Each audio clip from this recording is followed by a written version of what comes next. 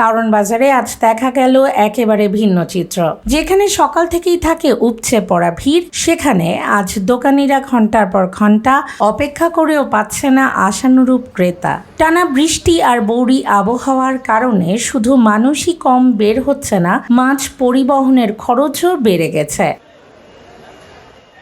ব্যবসায়ীদের দাবি পরিবহন ব্যয় প্রায় দ্বিগুণ, অথচ ক্রেতা টানতে বাধ্য হয়ে প্রতি কেজি মাছ 20 থেকে 30 টাকা কম দামে বিক্রি করছেন তারা। তবু প্রশ্ন একটাই, দাম কমলেও কেন ফিরছেন না ক্রেতারা? ব্যবসায়ীরা বলছেন সারাদিন দোকান খুলে বসে থেকেও অনেক মাছ বিক্রি না করেই বাড়ি ফিরতে হচ্ছে।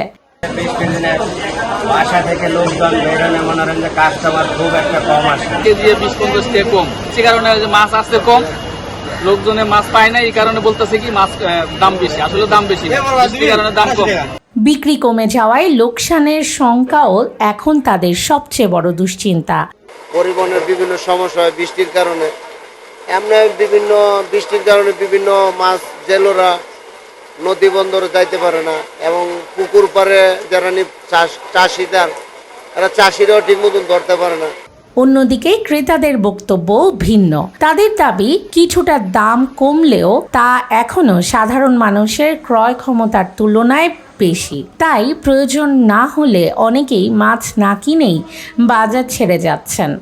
ইনকাম কিন্তু আমার বাড়ে না, কিন্তু জিনিসপত্রের দাম যেভাবে বাড়তে আছে এভাবে দাদার তো কীভাবে বাসা বাড়া, তারপর মাছ, তরকারি সব কিছু বাড়ে। সবচেয়ে গুরুত্বপূর্ণ বিষয় হলো, একদিকে বেড়েছে পরিবহন ব্যয়, অন্যদিকে কমেছে ক্রেতা। এই দুই চাপের মাঝেই পড়েছেন মাছ ব্যবসায়ীরা। কারওয়ান বাজারে মাছের দাম কিছুটা কমলেও বৃষ্টির কারণে ক্রেতার সংকট কাটেনি। ব্যবসায়ীরা এখন আবহাওয়া স্বাভাবিক হওয়ার অপেক্ষায়। ভোরের ডাক, ঢাকা।